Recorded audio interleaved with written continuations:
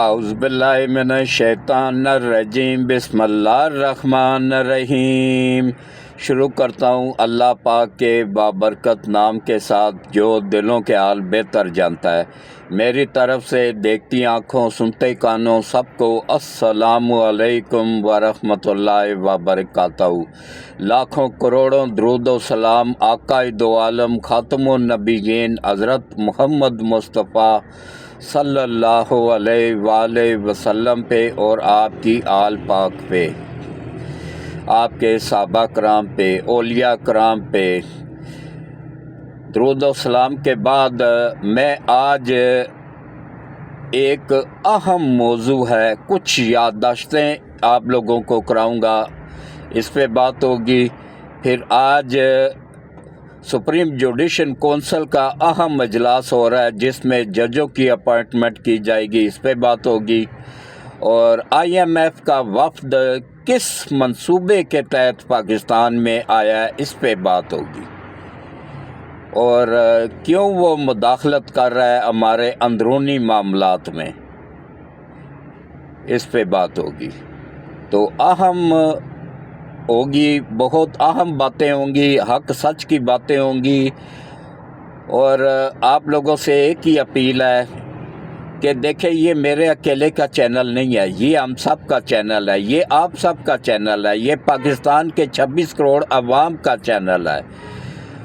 خدا را ایسے چینل دیکھا کریں، کوئی بھی دیکھیں، لیکن وہ چینل دیکھیں جو آپ لوگوں کے ذہن میں نفرت نہ بھر رہا ہو، آپ کی نوجوان نسل کے ذہنوں کو خراب نہ کر رہا ہو، جو دین کی طرف لے کے جا رہا ہو یا اپنے ملک کی طرف لے کے جا رہا ہو، ملک سے جوڑ رہا ہو، افواج پاکستان سے جوڑ رہا ہو، تو اس چینل کو دیکھا کریں۔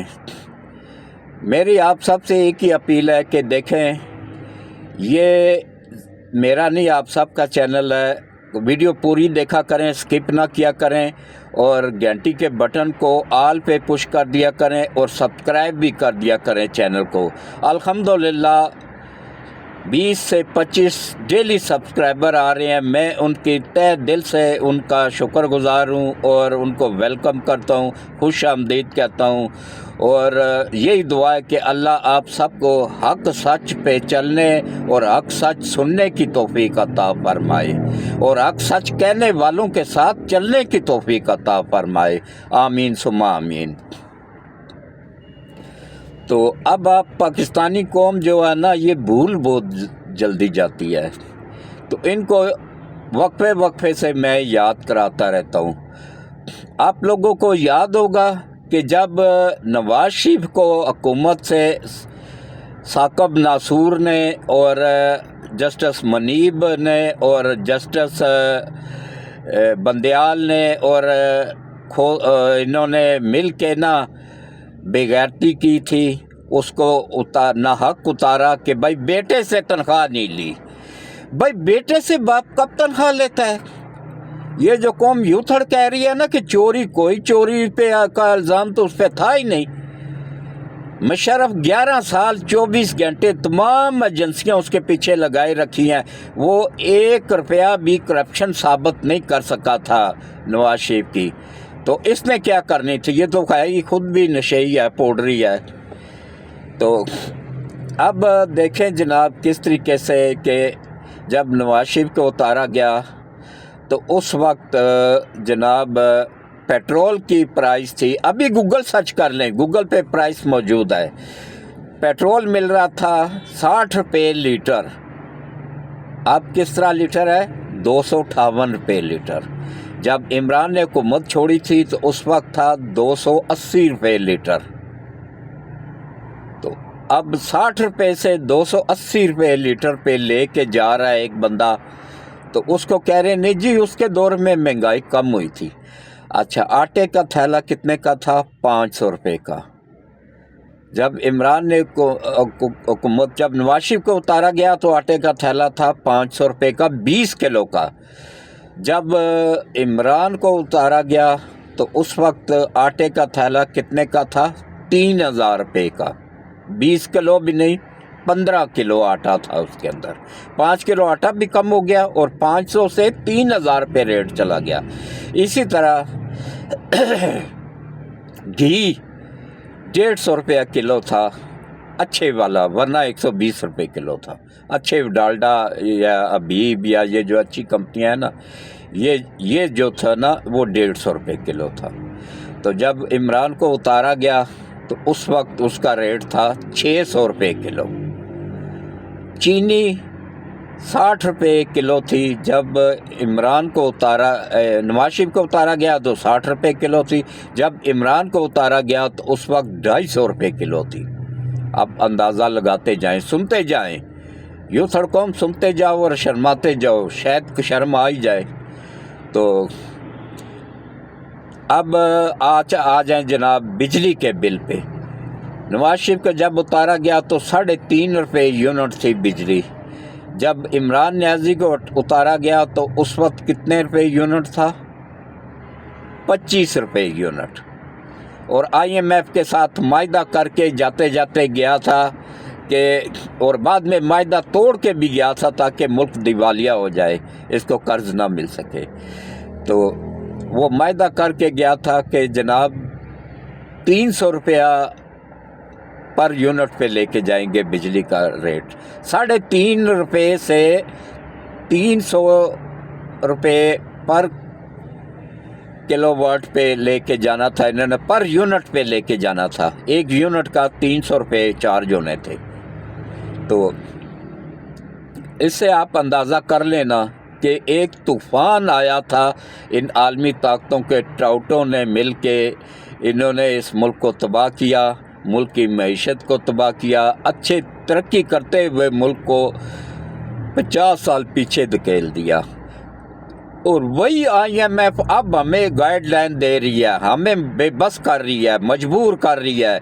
हम भी फंसे हुए, ये आखिरी प्रोग्राम है। इंशाअल्लाह अल्लाह करम करेगा, अल्लाह नबी पाक सल्लल्लाहु अलैहि वसल्लम के वसीले से गैब से मदद करेगा और इंशाअल्लाह ये आखिरी प्रोग्राम ही साबित होगा। उसके बाद इंशाअल्लाह हम CPEC में इतनी इनकम आ जाएगी कि हमें कर्ज लेने की ज़रूरत ही नहीं पड़ेगी। तो अब आप देख लें जनाब कि किस तरीके से ये IMF का वफ्द आके गाइडलाइन दे रहा है, जी इमरान को रिहा करो। ये IMF और अमेरिका को और इसराइल को क्या इंटरेस्ट है? अब यकीन कर लो यूथियो कि ये उनका एजेंट है। वो हकीम सईद ने जो 40 साल पहले किताब लिखी थी ना, जापान की कहानी, उसका सफ़ा नंबर 13, 14, 15 डबल करो तो 6 सफ़े, सिंगल पढ़ो तो दोनों साइडें पढ़ो तो 3 सफ़े बन जाते हैं।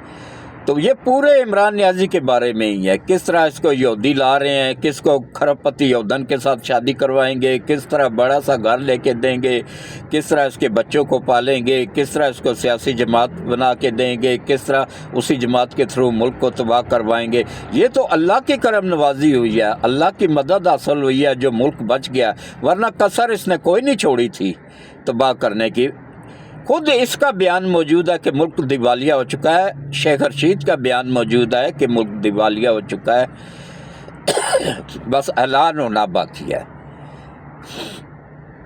तो उसके बाद देखें जनाब कि किस तरीके से इन्होंने ये किया कि IMF का वो आके बैठ गए हैं कि जजों को, इमरान को रिहा करो, जजों को उनकी मर्ज़ी से लगाओ, जजों को इस तरीके से ना लगाओ, जो सीनियर जज है उनको ही लगाओ। मतलब इनके ये अपने टाउटों का दिफा कर रहे हैं, जो अपने एजेंट बैठाए हुए हैं ना अदालतों के अंदर, उनका दिफा कर रहे हैं। ये उनका दिफा करने के लिए भागते हुए अमेरिका से यहाँ पहुँचे हैं।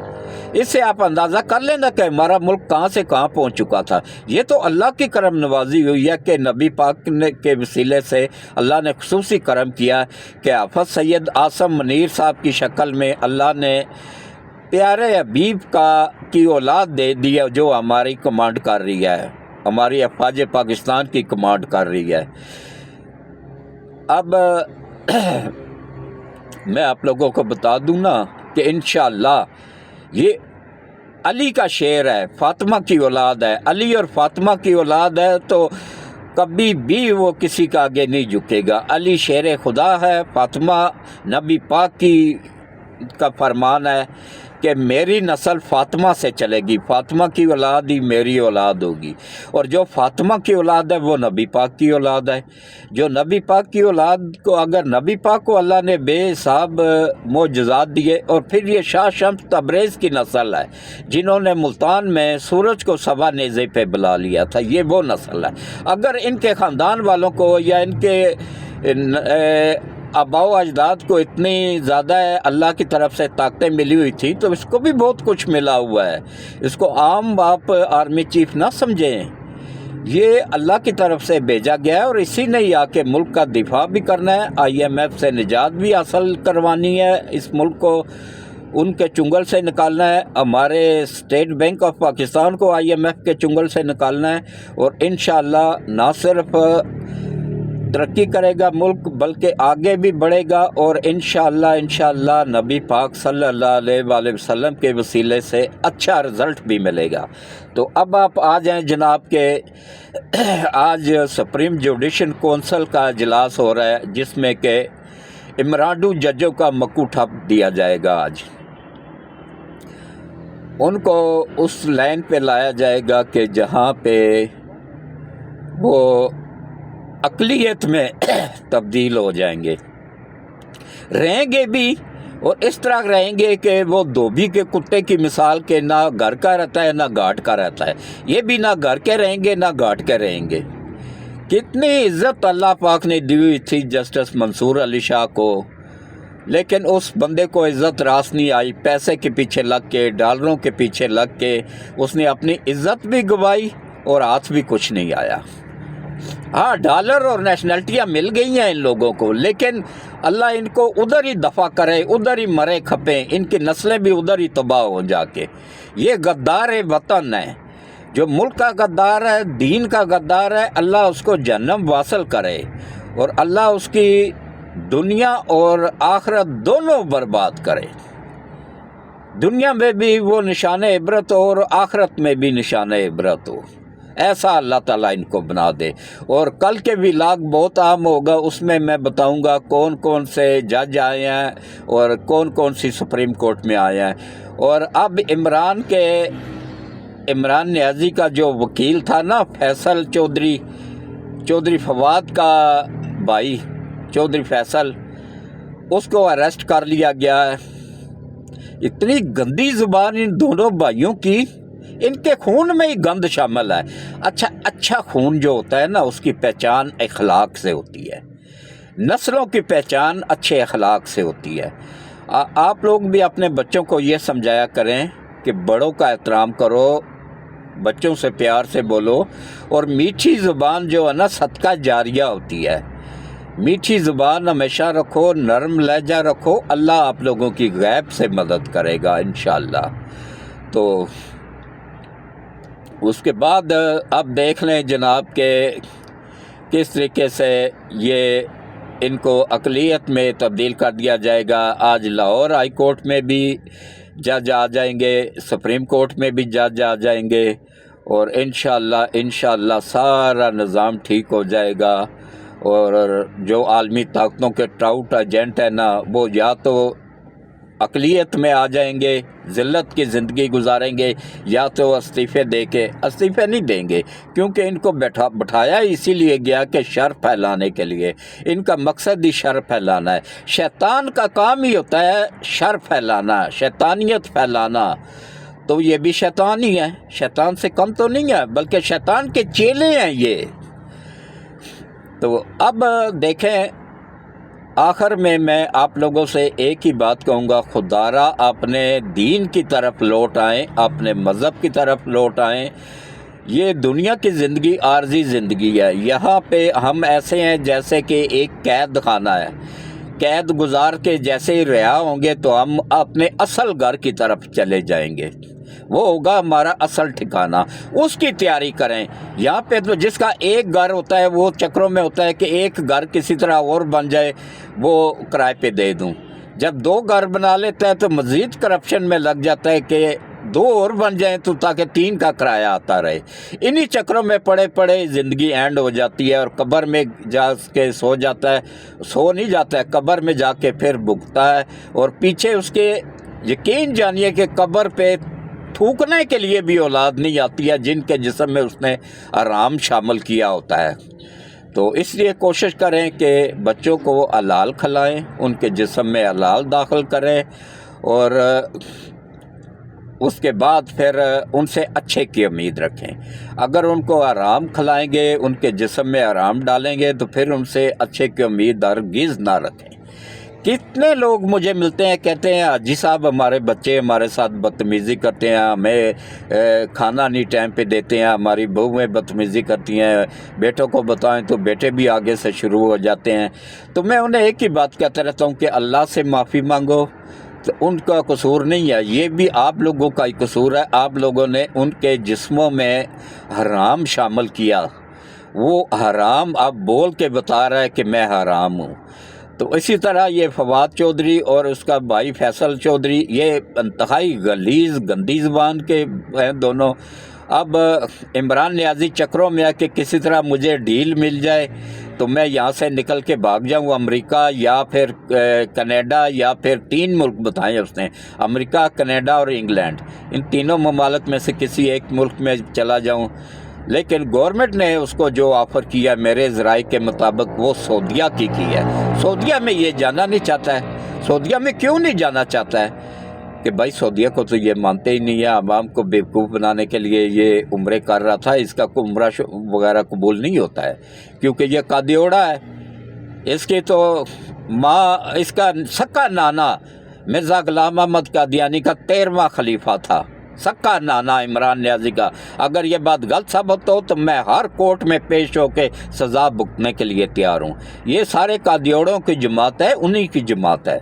तो इस जमात से बचें, कोशिश करें कि अपने बच्चों को भी बचाएं और अपनी आने वाली नस्लों को महफूज करें और मुल्क के वफ़ादार बनें और अपनी हिफाज़ पाकिस्तान के वफ़ादार बनें। देखें ये मुल्क है तो हम सब भी हैं। ये बड़े बड़े जितने भी लोग हैं ना, इनको तो 10 ममालिक में घर हैं, इनके तो आराम का पैसा इतना ज़्यादा है कि हर मुल्क में इन्होंने घर ख़रीदे हुए हैं।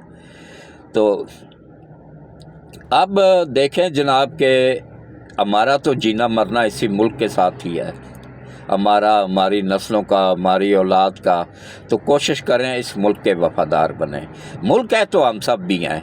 अब ये मुल्क अगर कायम रहता है ना तो आगे हज़ारों के हिसाब से नवाज शरीफ आएंगे, हज़ारों के हिसाब से शहबाज शरीफ आएंगे, हज़ारों के हिसाब से जरदारी या बिलावल आएंगे, हज़ारों के हिसाब से मौलाना आएंगे, हज़ारों के हिसाब से इमरान नियाज़ी आएंगे, हज़ारों के हिसाब से ANP के लोग आएंगे। बहुत लोगों ने आना है। हमेशा सियासी जमातें तब्दील होती रहती हैं, सियासी जमातों में लोग आते जाते रहते हैं, लेकिन ऐसे लोगों को हरगिज़ वोट ना दें जो हर एक जमात में जाके उस जमात को ब्लैकमेल करते हैं और मुल्क में शर फैलाते हैं, गंद फैलाते हैं। करप्शन की जड़ है ये जज। अच्छा ये जज देखें, इतनी पावर अल्लाह की तरफ से इनको मिली हुई, ये इंसाफ कर नहीं रहे थे, ये इंसाफ बेच रहे थे, इंसाफ का सौदा कर रहे थे। इनके पास ये इख्तियार था, ये आर्मी चीफ को भी घर भेज सकते हैं, सदर को भी घर भेज सकते हैं और वज़ीर आज़म को भी घर भेज सकते हैं। आप लोगों के सामने ही मिसाल मौजूद है कि भुट्टो को इन्होंने नाक फांसी पर लटकवाया, नवाज शरीफ को नाक बेटे से तनख्वाह ना लेने के जुर्म में हुकूमत से उसकी हुकूमत ख़त्म कर दी। और बाद में क्या हुआ कि उसको बरी कर दिया गया क्योंकि उसमें था ही कुछ नहीं। ये कभी हो सकता है कि एक बाप अपने बेटे से तनख्वाह लेगा, बेटे का मुलाजिम बन जाएगा? बाप में और बेटे में क्या फ़र्क होता है? जो बेटे की, मेरे बेटे की अगर कोई फैक्ट्री है तो जाहिर है मैं उसका बाप हूँ, मैं भी मालिक हूँ उस फैक्ट्री का। तो अब मैं अपने बेटे को या उस फैक्ट्री जिसका मैं मालिक हूँ उसको मैं कहूँ कि भाई मुझे तनख्वाह दो। हद हो गई थी वैसे इंसाफ बेचने की। ये इंसाफ बेचने के लिए बैठे हुए थे। गरीब लोगों के केस तो 40-40 साल, दादा केस नहीं, बेटा केस करता है तो पोता के फैसले के, उसी के पोते के दौर में आके फैसला सुनाया जाता है। کہ بھائی آپ بری ہو گئے ہیں، تو پتہ چلتا ہے وہ تو 3 سال پہلے پھانسی پہ لٹک چکا ہے جس کو آپ یہ مردود بری کر رہے ہیں۔ تو اس کے ساتھ ہی میں اجازت چاہوں گا، یہ ملک کو ہے تو ہم سب بھی ہیں، ملک کے وفادار بنیں اور زیادہ سے زیادہ میرے چینل کو سبسکرائب کر دیا کریں، گھنٹی کے بٹن کو آل پہ پش کر دیا کریں اور گروپوں میں شیئر بھی کر دیا کریں اور ویڈیو کو پوری دیکھا کریں، اسکپ نہ کیا کریں۔ اور اللہ تعالیٰ آپ سب کا حامی و ناصر ہو، اللہ آپ سب کو حفاظت کے ساتھ رمضان میں داخل کرے اور رمضان کے روزے رکھنے، نمازیں پڑھنے، قرآن پڑھنے کی توفیق عطا فرمائے، عبادات کرنے کی توفیق عطا فرمائے۔ اس کے ساتھ ہی میں اجازت چاہوں گا، اللہ حافظ۔